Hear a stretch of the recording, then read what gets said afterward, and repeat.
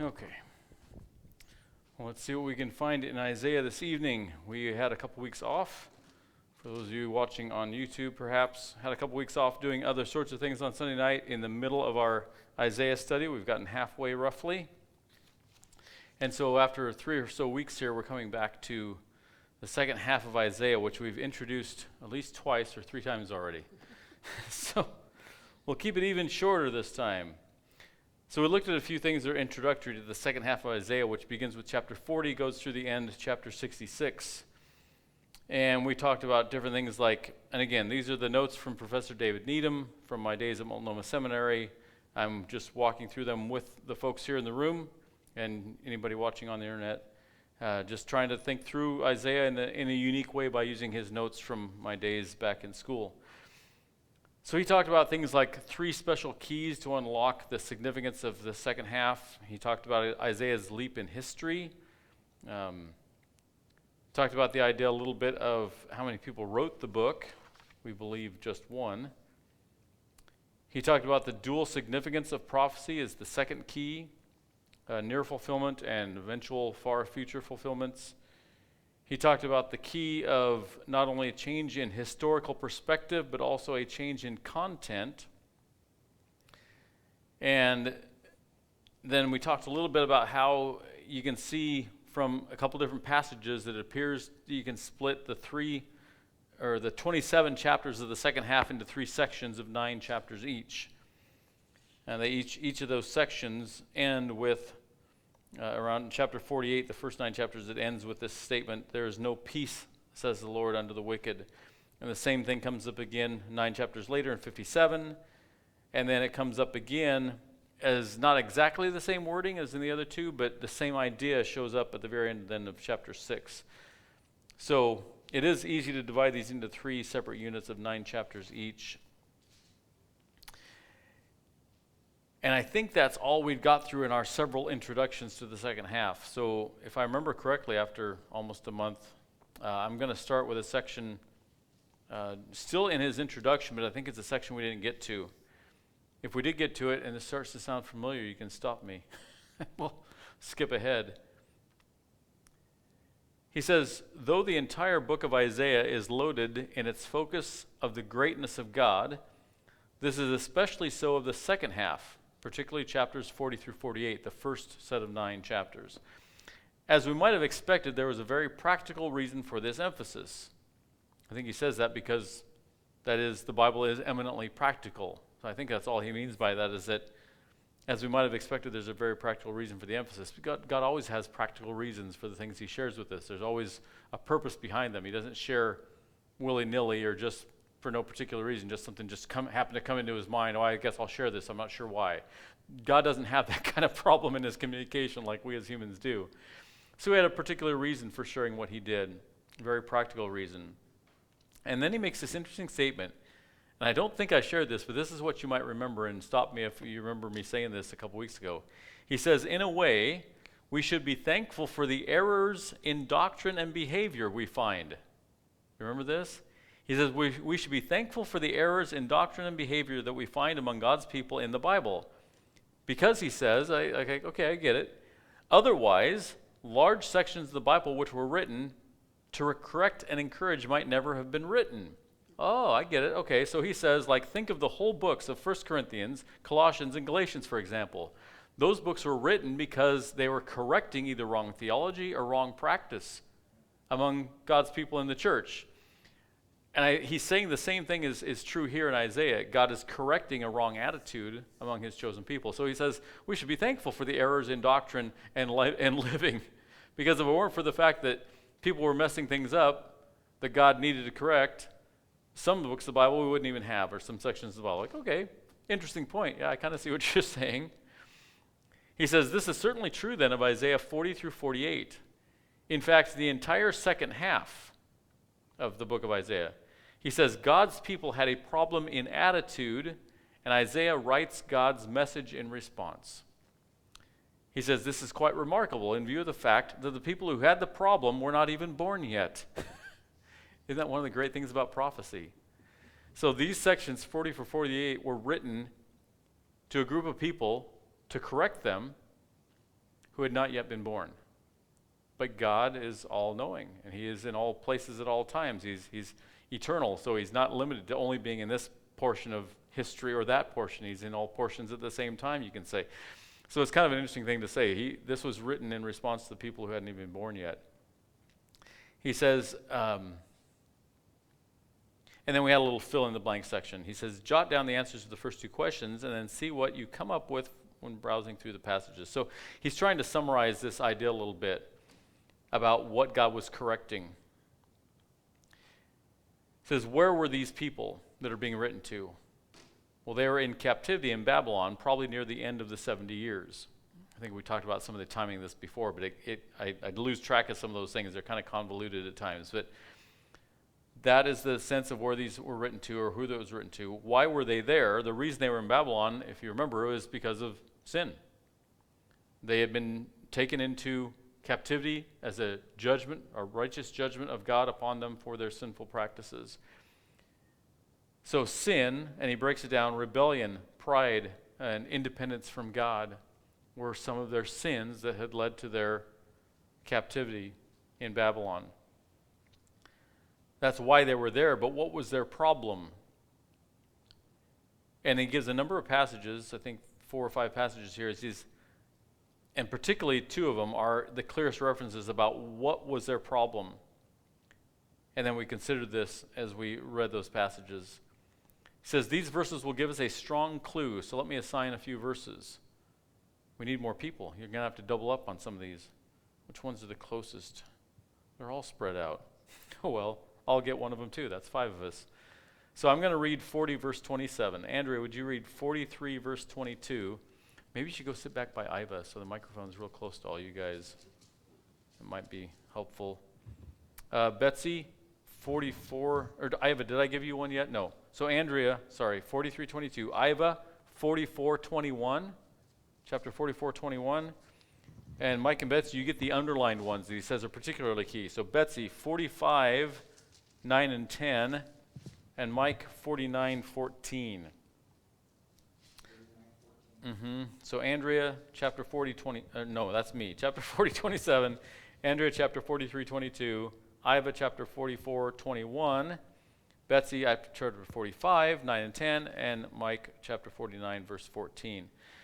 And what we're listening for, or trying to see as we read and listen is, and we can turn to them together, of course, is what was their problem? What was God writing to correct, in other words? So 40, verse 27, if you want to look at that with me or you just want to listen, he says, why do you say, O Jacob, and speak, O Israel? And here's what they're saying. Yeah, it has in quotation marks then.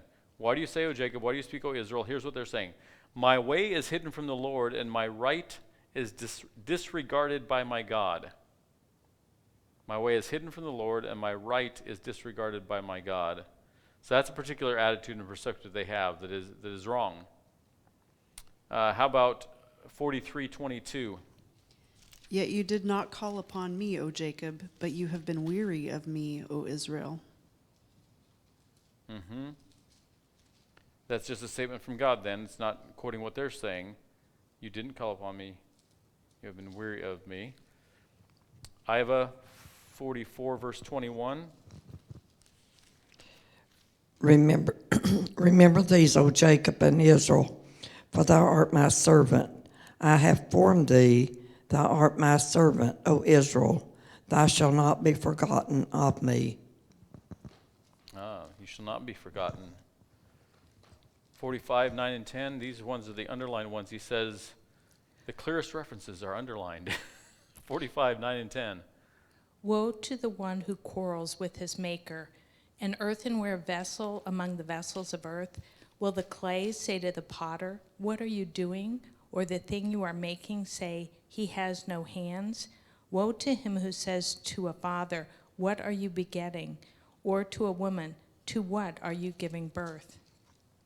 And then Mike 49:14. But Zion said, the Lord has forsaken me, and the Lord has forgotten me. So in a nutshell, look at my notes, but you can hear it too. These people are disappointed in God, disillusioned with God. they're tempted to turn back to idolatry as part of the setting as well. God doesn't hear us. He doesn't care about us. God is saying, though, how can you say that I don't? Don't you understand? And there's some correction we heard in there as well. So this is what he identified in class is kind of what that was their problem. Disappointed, disillusioned with their God, were tempted to turn back to idolatry. And I made a note here. He says that in chapters 40 through 48 especially, God's solution was to give them a crash course on the character of God. You need to be corrected about who God is? I'll correct you about who I am. Let me give you a crash course in who I am as a person, as a God that you're relating to. So he says here, he goes on, chapters 40 through 48 in a special sense are God's answer to this problem.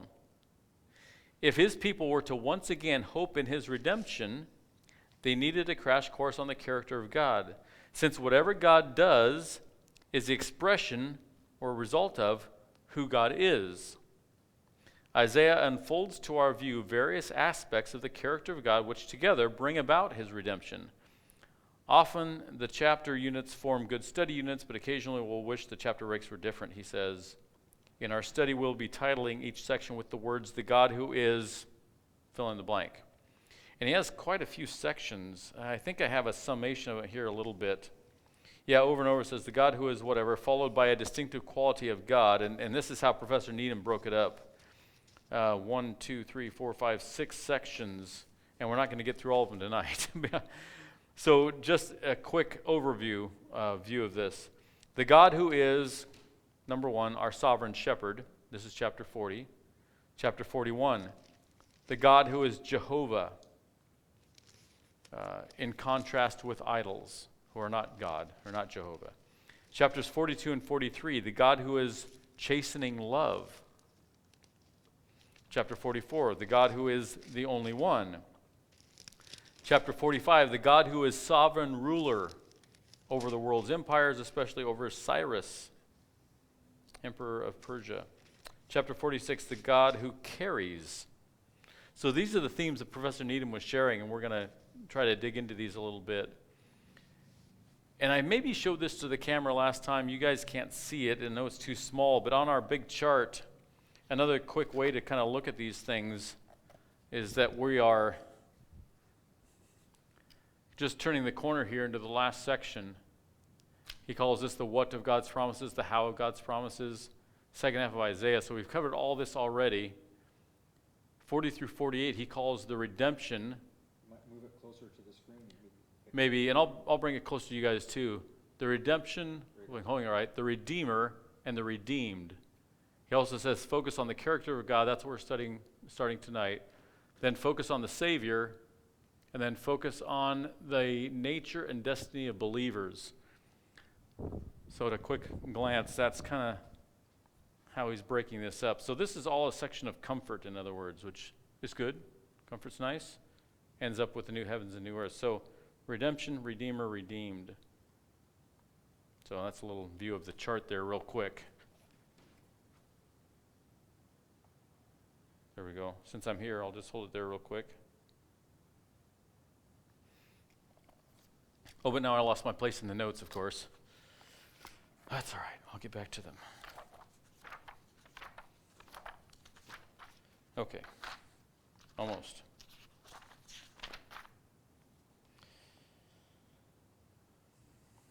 Now, he doesn't, in the notes, just jump right into that, though, because, again, the God who is sovereign shepherd, he says, chapter 40. But he wanted to start with this instead. He says, catching God's enthusiasm. Chapter 40, verses 1 through 9. Catching God's enthusiasm. This is like, okay, I think I'm seeing it, but it wasn't what I expected him to have as I'm looking at the notes here. But he just encouraged us in class to read through this chapter and this section several times. 1 through 9. We might just read it once here. He says, if you have never tried dramatic reading, he said, try it. Express the emotion that is really there. He says, exclamation marks should be splattered all through these verses. In our Isaiah symphony, if you remember talking about how this is a symphony, symphonic progression, in our symphony, all eyes would be on the brass section maybe. It's just proclaiming these things with loud and exuberance. See if you can identify apparently who is speaking and or who is told to speak in these 9 verses. I found this a little hard to follow, but let's take a look. So in chapter 40, if you turn back there, verses 1 through 9,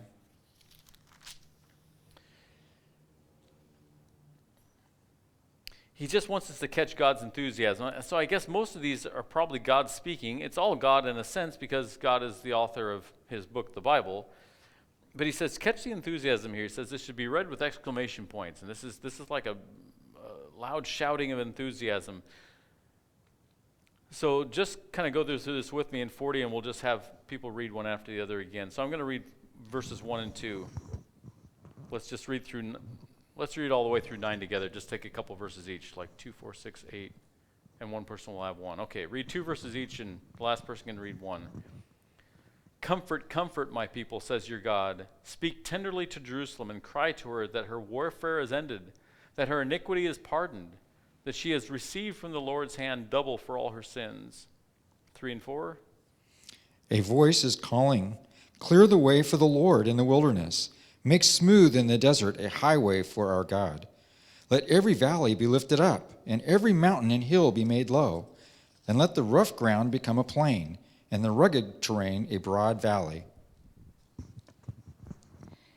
Then the glory of the Lord will be revealed, and all flesh will see it together, for the mouth of the Lord has spoken.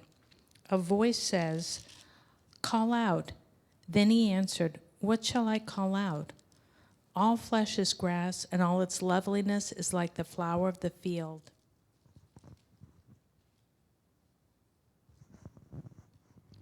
The grass withereth, the flower fadeth, because the Spirit of the Lord bloweth upon it.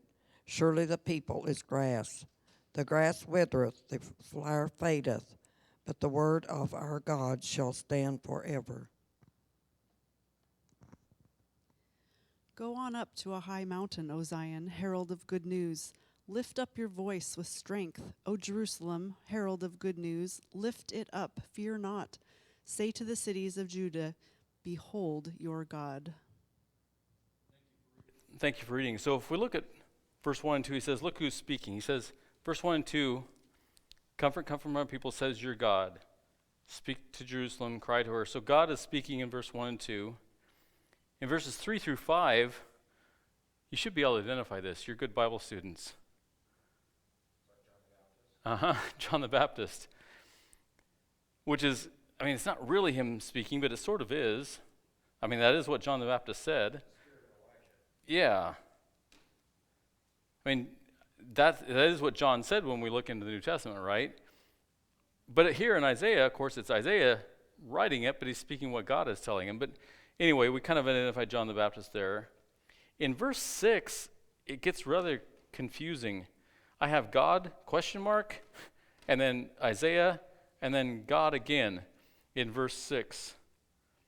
A voice says, cry, and I said, what shall I cry? So there's 2 people there already. A voice says, cry, what shall I cry? And here's the statement, all flesh is grass, and all its beauty is like the flower of the field. That part was just a little confusing, I guess. But then is God again from into 8. I guess 8, I was reading 7 already. 6 or 7. And then 8, the grass withers. Yeah, we read through that, 6, 7, 8. And then verse 9 again, it's God. Go up on the high mountain, O Zion, herald of good news, lift up your voice with strength. Anyway, we're reading it without the expression he says, but he kind of wanted us to focus on that idea of God's enthusiasm. And you can see it in some of those verses. In verse 6 through 7, is it not God telling him what to say? A voice says, cry, and I said, what shall I cry? Yeah, you could be right. It could be God telling him what to say. Yeah, a voice says, cry, so God's saying, cry. Isaiah was saying, what shall I say? And God says, here's what you should say. That's what you're saying, right? Yeah. It kind of seems that way, yes. All the way through verse 8, right? Is Isaiah declaring something God has said? I want you to have this perspective on the brevity of your life. It's like God's telling Isaiah, this is what I want you to say. Yeah. Because that's what he asked. What do I say? So so I broke it down as God and Isaiah and God in 6 through 8. Verse 9 is either God or Isaiah, I wrote in my notes back then. it starts to talk about the greatness of God. God. Of the previous continuation of the previous section. Yeah. So we probably didn't read it with the enthusiasm we should have, but he was pointing to these verses saying, can you catch a little bit of God's enthusiasm here? How he's very intent and enthusiastic about sharing these things. So that section I had, like, okay, I guess I sort of see that. I had a little trouble really making that make as much sense to me as maybe it did in class 20 years ago or however long it's been. He goes on then, he says, if you and I had only half the enthusiasm God has for his purposes in grace, we could scarcely keep silent. In fact, right at this point, let's look ahead in Isaiah to read some of the other expressions of the fervor of God's emotions. And he has a whole lot of passages. I don't know that we should read them all. He just wanted us to notice at this point in Isaiah that God is not just kind of like, well, here's what I want you to know. It's not matter of fact. He says it's very enthusiastic. God is emotional about these things. He's crying these things out with fervor or whatever. So let's look at just a couple of examples. Did everybody read again? In this round. Let me go back and read again. So look in chapter 42, verses 13 and 14. For instance, he lists that. 42, 13 and 14. It says, the Lord goes out like a mighty man, like a man of war. He stirs up his zeal. He cries out, he shouts aloud, he shows himself mighty against his foes. For a long time I have held my peace. I have kept still and restrained myself. Now I will cry out like a woman in labor. I will gasp and pant. Yeah, that's not just a mild, just matter-of-fact tone of voice. It's much more enthusiastic than that. Andrew, do you want to give us another example from chapter 44, 22 and 23? 44, 22 and 23. Let's see what we find there. I have blotted out your transgressions like a cloud and your sins like mist. Return to me, for I have redeemed you. Sing, O heavens, for the Lord has done it. Shout, O depths of the earth. Break forth into singing, O mountains, O forest, and every tree in it. For the Lord has redeemed Jacob and will be glorified in Israel. Yeah, there's emotion there. There's a fervency or an excitement or enthusiasm about the message. Let's read at least one more, maybe more. 48:11. Would you read 48:11? Maybe 3 examples will be enough. 48:11. It's a little mellower, but still. For mine own sake, even for mine own sake, will I do it. For how should my name be polluted? And I will not give my glory unto another. God cares about this. Yeah. So there's like 5 or 6 more examples of this, but let's just call that good for the moment. We know that God, and he not only lists a bunch more, and then he says, et cetera, et cetera, et cetera. He said there's so many examples of this. Go ahead and hand it back, Iva, if you want. I'm sure I'll have Mike reading something in a moment here. Often we are reminded of the rightness of our emotional response to God. Now, to catch this, but here it is God's emotional response to people. We think about our own response. We should truly care. We should truly be loving towards God. It's not that we base our faith on emotions. We never emphasize that. We have a faith based on the solid, clear teaching of God's Word. It's not an emotional basis for our faith or our religion where our relationship with God is based upon emotions. Well, if I'm not feeling good, something must be messed up because I'm not happy right now. It's not emotional. It's rational. It's right. It's led by God's Word. So we often think about our response to God should be genuine. We should truly care. We should truly love, etc., etc. So we do talk about that. We try not to distort it. But we don't often think about God's emotional response to people. I think he just wanted us to see that God has these emotional responses. He cares very deeply about these things. He expresses them with great fervor and immediacy and just, like he says, enthusiasm. Another one, and since we were studying it not too long back, we should be able to find it. Mike, can you go to Zephaniah? No, sorry, we're in Zechariah is where we've been studying. So we haven't been in Zephaniah recently. Go to Zephaniah 3:17. He says, for a very beautiful expression of God's emotional response, and we'll kind of finish this little section with that since he emphasized that in the notes. Zephaniah 3:17. The Lord your God is in your midst, a victorious warrior. He will exult over you with joy, and he will be quiet in his love. He will rejoice over you with shouts of joy. That's how God feels about those he loves. Those who are his, I guess especially, you'd say he loves all, and yet some are particularly his because of our relationship to him through Jesus Christ. Okay. Moving on. So that was section A, as he is just kind of introducing chapters 40 through 48. In class, he made a little connection too with John the Baptist in that passage that we have in 40 verse 3 and 4 that John cried out. But it was a very tiny point. It would just kind of distract us. So I want to keep moving with what we have in Isaiah. So then he's coming back to Isaiah 40 after looking at the reality of God's emotional responses to his people. So we get to the first one of these designations, the God who is, and he fills in these blanks, these 6 different sections in Isaiah 40 through 48. And I don't know if I didn't finish the notes. I only have through 46. So as we move through these in the weeks ahead, I guess we'll see if there was one for 47 and 48. Yeah, I didn't finish my notes, it looks like. So the last one I had was 46, the God who is, the God who carries. But as I look forward in the notes, I see, who carries his own. Boy, class must have just run out in a hurry. I just didn't even finish the statement. As I look ahead, the God who carries his own. 47, the God who humbles Babylon. And chapter 48, the God who keeps his word. So there's, I guess that's 8 of them in these 9 chapters. The only ones put together were 42 and 43 are combined. All right, so the first one, the God who is our sovereign shepherd. Let's at least look at this one tonight, maybe the second one as well. Okay, he says, remembering the problem God's people had, which was disillusionment and discouragement, thinking God didn't care, was abandoning them, or maybe they should just go back to their old gods, because what is this God doing for them lately, or whatever. Remembering the problem God's people had, we could not have asked for a better short answer to their problem than in these tremendous verses. And he's referencing in particular chapter 40, verses 10 through 31. Now, it's kind of a large section to read all the way through, but maybe we should or look through them. Here's the response. You think I don't care? You think I'm not involved? You're discouraged with me? You think I'm failing somehow? I am your sovereign shepherd. And he expresses this in these verses of 10 through 31. How specifically does God answer their problem? We noted some of the attributes of God.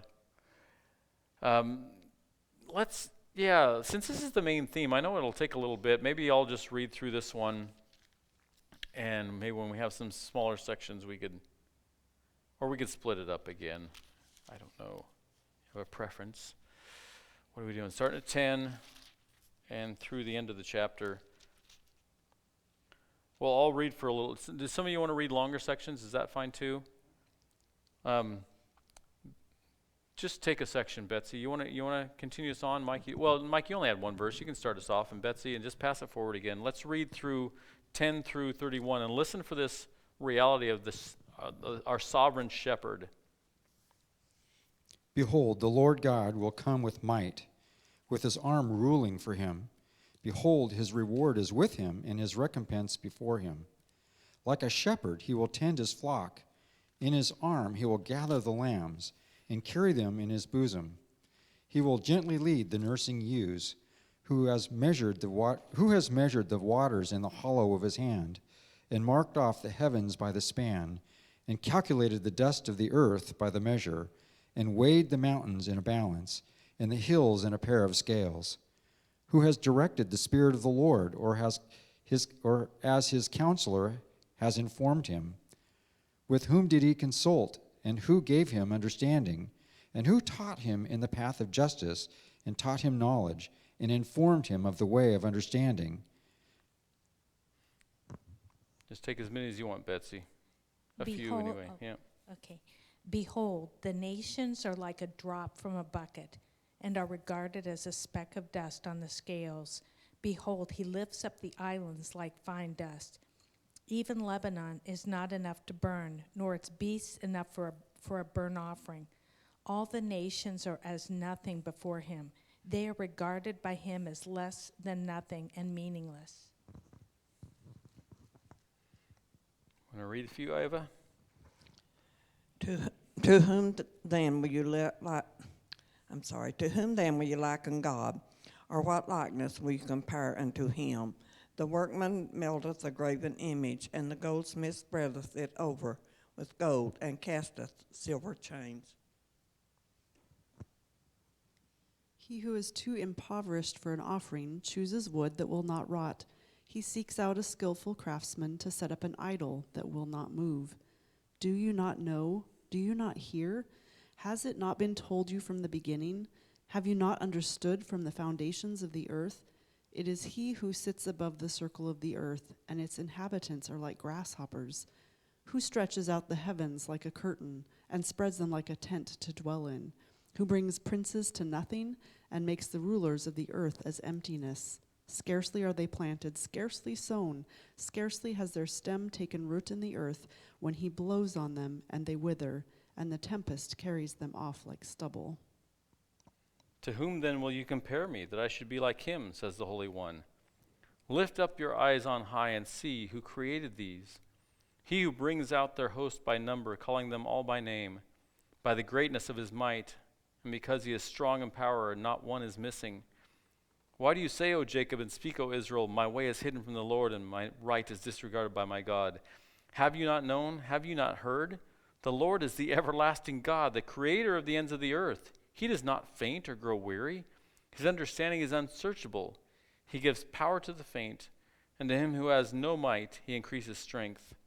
Even youths shall faint and be weary, and young men shall fall exhausted. But they who wait for the Lord shall renew their strength. They shall mount up with wings like eagles. They shall run and not be weary. They shall walk and not faint. Now, of course, we are usually quite familiar with those last verses. I'm kind of surprised. I didn't read through all this before. I kind of skimmed over parts of it.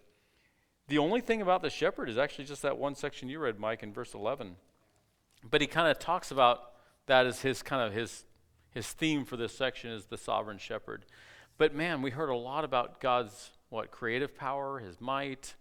What do you see there that we're learning about God? Just kind of talk about that a little bit, or comment on that if you want to from what you read or heard.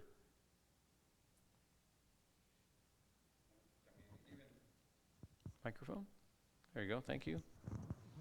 I mean, even in starting in verse 24, it's talking about, even the things that are planted, if he just breathes on them, they wither. I mean, it's like,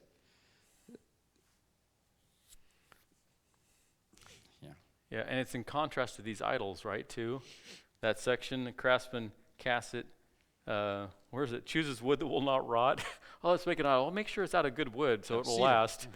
Because this is such a powerful God, it needs to at least be made out of good wood. Pathetic. yeah, the impotence of the idols versus the power of God. Yeah.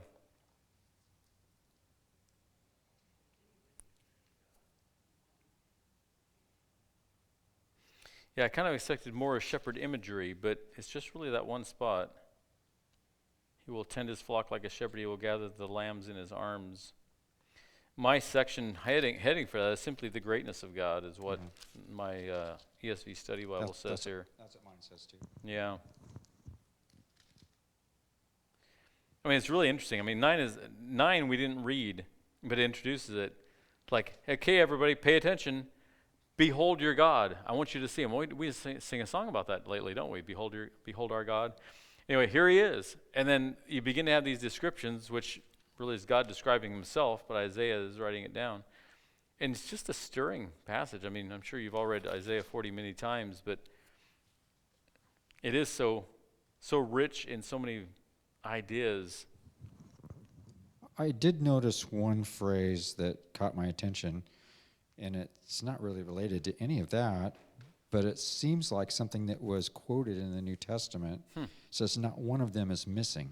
Oh. And how it kind of referred to Jesus about his disciples. disciples. Mm-hmm. I shall lose none of them that you have given me. Not one is missing.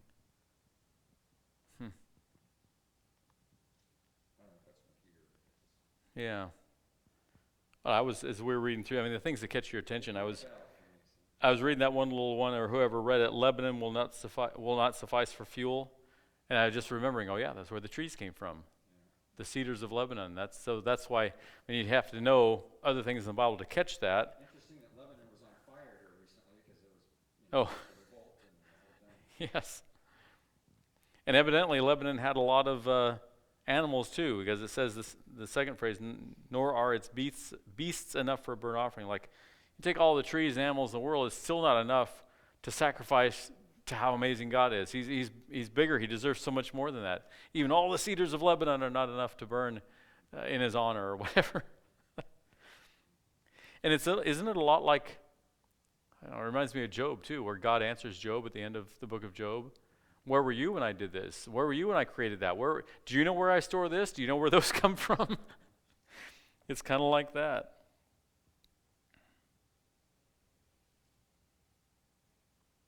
And Andrew, I think you were reading when we kind of got to the conclusion, although we already know the conclusion when we start, because it says, behold your God, here's who God is. But then, Andrew, you were reading those verses. Do you not know? Do you not hear? Has it not been told you? Have you not understood? It is he who sits above the circle of the earth. It happens, they're like grasshoppers. He stretches out the heavens. And yeah, it just comes around again. Don't forget, this is who we're talking about. This is immense, amazing being. And I guess that's when we talk about these two things, I guess it's talking about the immanence of God, the transcendence of God then. It's helping them to grasp, who are doubting who he is and all these things about him. Like, one of the first things he's starting with in some ways is this immensity of him. And yet, the other verse was about his shepherding. He will tend his flock like a shepherd, gather the lambs in his arms. Well, that's the immanence, the close personal part of who God is. So both are represented, but it focuses a lot on God's transcendence, I think I'd say. The hugeness, the powerfulness, the immensity of God are in a lot of those phrases. The nations are like a drop from a bucket. He takes up the coastlands like fine dust. I mean, there's so many images here where these things that we think are massive and huge and consequential or whatever are nothing in his sight, including us who are like grasshoppers, a little bug scurrying around. Well, let's look at one more, the God who is. See what we find in this one. That's probably going to suffice for tonight. Okay, so the second one, the God who is Jehovah in contrast to idols, is the heading here for chapter 41. This kind of sounded like 40. Yes. Well, yeah, it is like 40 because there was that statement about idols there in verse 19. Mm-hmm. And I guess that contrast shows up again. I don't know how many times does it show up. I was studying this afternoon, and there's at least a couple more, I think. We'll see if one of them is here. I know there's another one coming up for sure, because he made an interesting statement about this is the first assembly line we've ever heard of. Okay. See if we find that tonight or next week. But it's about idols. Okay, in this chapter, 41, 2 and 3, and in verse 25, he says, we find our first reference to Cyrus the Persian, who, remember, is mentioned by name long before he's born, and God called him for his own purposes to do what he would. But it starts out with that. I guess we'll just go in reverse order again. So, Andrew, you want to go back to chapter 41 now and read 2 and 3, or whoever has the mic. Betsy, go ahead. What are we reading? 41, 2 and 3, we hear our first reference to Cyrus the Persian. Okay. Who has aroused one from the east, whom he calls in righteousness to his feet? He delivers up nations before him and subdues kings. He makes them like dust with his sword, as the wind-driven chaff with his bow. Was it also 3? Mm-hmm. He pursues them, passing on in safety, by a way he had not been traversing with his feet. And Mike, would you read 25 is also referenced regarding Cyrus. I have aroused one from the north, and he has come. From the rising of the sun he will call on my name, and he will come upon rulers as upon mortar, even as the potter treads clay. So there's other passages that do refer to Cyrus, and again, he's even named, but this, he says, is the first reference to Cyrus. It doesn't name him here, but these are a reference to Cyrus the Persian. He says, it is out of the frightening historical context of the advancing armies of Cyrus, as he begins to build his empire, that God reminds his people that the very man the world is fearing at that point was the man who would deliver them from bondage. Eventually, he was the one who released them to go back to the promised land, right? Back to Israel. He says, note the contrast between fear and security. And one of those is a really long passage, so maybe we'll just try to skim it. But so, okay, here's the other thing about idols. So in 41, 5 through 7, who's reading next? Iva?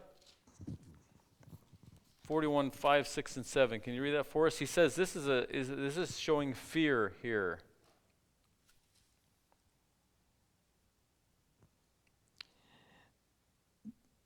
The isles saw it and feared. The ends of the earth were afraid, drew near, and came. They helped everyone his neighbor, and everyone said to his brother, be of good courage. So the carpenter encouraged the goldsmith, and he that smootheth with the hammer him that smote the anvil, saying, it is ready for the soldering, and he fastened it with nails, that it should not be moved. Okay, so Cyrus is introduced in verses 2 and 3. Here's some of the response. The coastlands of Sinai are afraid. The ends of the earth tremble. They've drawn near and come. Everyone helps his neighbor and says to his brother, be strong. Okay, so bad times are coming. This guy who's conquering everybody is coming for us too. He's been introduced in verses 2 and 3. He's coming our direction. And what is their response? What are they doing? Look at verse 7. The craftsman strengthens the goldsmith, and he who smooths with the hammer him who strikes the anvil, saying of the soldering, it is good. And they strengthen it with nails so that it cannot be moved. This is an assembly line for an idol.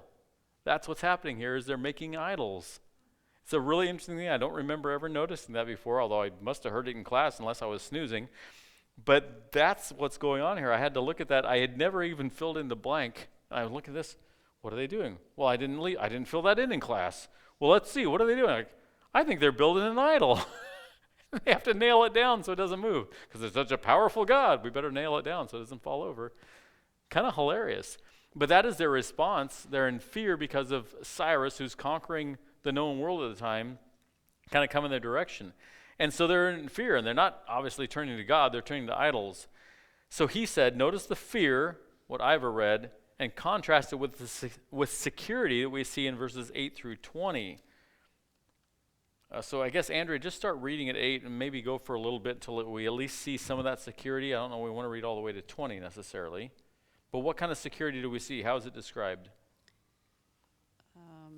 Actually, verse 8 and 9 is just saying, I'm talking to you, Israel. Okay. And then in verse 10, Starting 10. Fear not, for I am with you. Be not dismayed, for I am your God. I will strengthen you. I will help you. I will uphold you with my righteous right hand. Behold, all who are incensed against you shall be put to shame and confounded. Those who strive against you shall be as nothing and shall perish. Yeah. Yeah, and then verse 13, for I, the Lord your God, hold your right hand. It is I who say to you, fear not. I am the one who helps you. Yeah, and 14 again, fear not. And then look what he calls him, you worm Jacob, you men of Israel.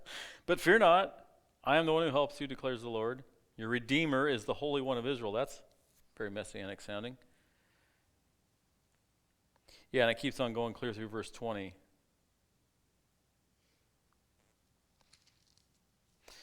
Yeah, so a great contrast between what they're doing in their fear of building these idols that they have to nail down so they don't fall over versus God, who is this sovereign God. He's been trying to help them understand who he is, starting in verse 40, or chapter 40.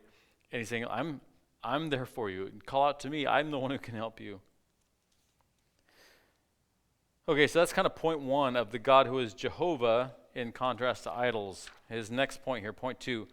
Though God's primary name, Jehovah, occurs all through Isaiah, it seems to be emphasized here, especially in the way his name, meaning I will be what I am, is repeatedly followed by a series of I wills. This was interesting to see as well. For instance, now we're still in chapter 41,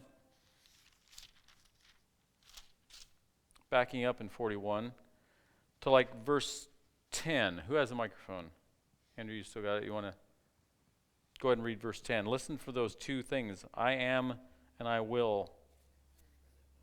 Or, well, we already read it, yes. It says, fear not, for I am with you. Be not dismayed, for I am your God. I will strengthen you. I will help you. I will uphold you with my righteous right hand. Yeah, and we saw it in 13. Yeah, we just read these. For it is I am the one who helps you. 14, I am the one who helps you, declares the Lord. Your Redeemer is the Holy One of Israel. We didn't read, Iva, you want to read 17 through 20? We'll see it again. 41. Mm-hmm. When the poor and needy seek water, and there is none, and their tongue faileth for thirst, I, the Lord, will hear them. I, the God of Israel, will not forsake them. I will open rivers in high places and fountains in the midst of the valleys. I will make the wilderness a pool of water, and the dry land springs of water. I will plant in the wilderness the cedar, tree, and the myrtle, and the oil tree. I will set in the desert the fig tree and the pine and the box tree together. Yeah, just over and over again, it's like, here's who I am, and I will do this, and I will do this, and I will do this, and I will do this. And 25 has it again, I guess. If Mike, if you want to read 25. Well, you already read 25, didn't you? Let's read it again. I have aroused one from the north, and he has come. From the rising of the sun, he will call on my name, and he will come upon rulers as upon mortar, even as the potter treads the clay. I don't see the I am and I will so much in that one, but it was listed here. Oh well. Not quite so clear as some of them. Yeah, he says, I will be what I am, or the name Jehovah is repeatedly followed by a series of I wills. Maybe it's not just when it says I am, but when it in the original it uses his name, perhaps. That's what he's saying. It is so important to remember that trust is not dependent upon our effort to produce faith, not our effort to produce faith, but on the quality of the person who says, trust me. I'll say that again as he wrote it here. It is so important to remember that trust, and that's what he was encouraging them to have, to trust in him, is not dependent on our effort to produce faith, but on the quality of the person who says, trust me. And could you find a better quality than the Lord God Jehovah himself? Of course not. So, yeah, strong point there. Okay, number 3, one last part here to this second section, the God who is Jehovah in contrast to idols. Third point, he says, not only did God's people have a problem, but because of it, they were tempted to turn to idols, just as the rest of the world was doing. We've seen this already. 3 chapters in 40 through 48, in extended ways, present most vivid contrasts between God and idols. We've seen some of those already. We see this particularly in chapter 41, again in 44, and then again in 46. And there's some shorter references in other parts of 40 through 48.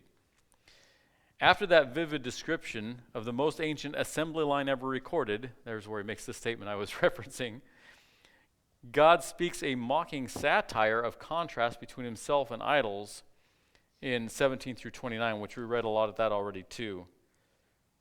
This contrast leads us to our chapter title, which was Jehovah in contrast to idols.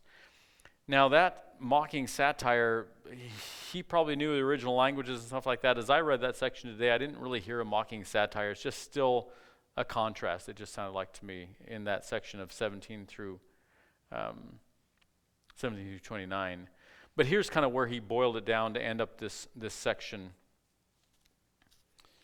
And we'll stop with that before the God who is. He gives 3 definitions of an idol, and this is a good practical way for us to kind of end up. It's always good to have practical things when we're wrapping things up. 3 definitions of an idol. Anything you depend on that costs, trying to read my writing from all these years ago without reading glasses. Anything you depend on that casts a shadow on God's sufficiency. Anything you depend on that casts a shadow on God's sufficiency. These are all variations of we say, an idol is anything that takes the place of God or anything we put before God. This is 3 ways to kind of say it differently. Number 2, anything you desire that casts a shadow on the joy of the Lord. So desire, I'll be joyful, I'll be happy if I have this, rather than having my joy in the Lord alone. Anything you desire that casts a shadow on the joy of the Lord. Number 3, anything that keeps God from being the biggest thing on your mind. I'm reading that thing. I think that's what I wrote. So just 3 different ways to say the same thing that we often say. What are idols in our lives? Oh, I don't have a carven image in my house. No, but is there something that you depend on more than you depend on God in some cases? Is there anything you'd rather have than your relationship with God, something you pay more attention to or pursue more? Is there anything that keeps God from being in that number 1 place because you keep such and such in the number 1 place in importance to you? Just another way to think about idols. And again, what we see is the idols are so insufficient compared to the overwhelming sufficiency of God, and not just sufficiency, but his desire to be the one who is the one who's helping. Don't look to these things for help. I am the one who loves you. I am the one who will care for you. Just turn to me. Call upon me. And of course, we know in the nation of Israel, sometimes they did and sometimes they didn't. When they did, it usually went really well. And when they didn't, it usually went really bad. Same thing today. When we're tempted to put our faith or our trust or look to something else for the sufficiency to help us through life, it's an easy application, in other words. So, anybody want to comment on those ideas about idolatry and looking to God instead? I know it's obvious, but go ahead and share a little bit of your applications. Yeah, I would just say it ties in with what we've been talking about, humanism as a religion, and how it tries to replace God or deny God, leaves us in a place where it's not a good place. Mm-hmm. Yeah. Why is our world so messed up? Well, they have thrown away the one true anchor point, foundational person that, there is no God, there is no truth, and boy, they have no hope. Any other comments, thoughts, Betsy? Please. No. Oh. The definitions of an idol? Sure. We could put in the bulletin.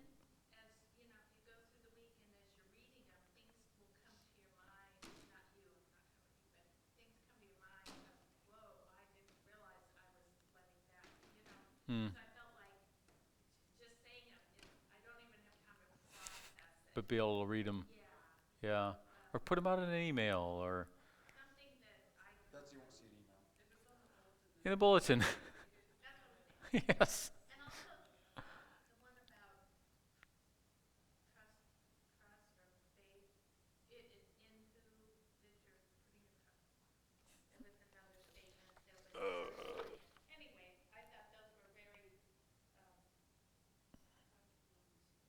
Yeah.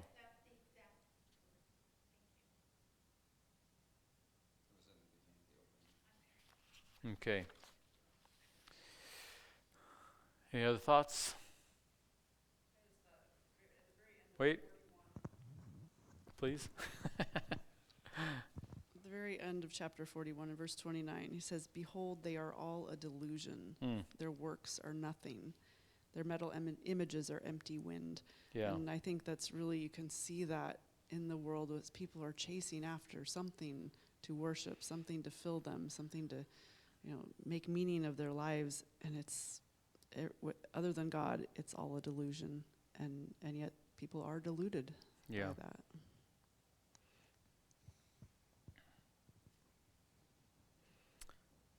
Anything else? Good enough for the night? All right. Thanks for being here.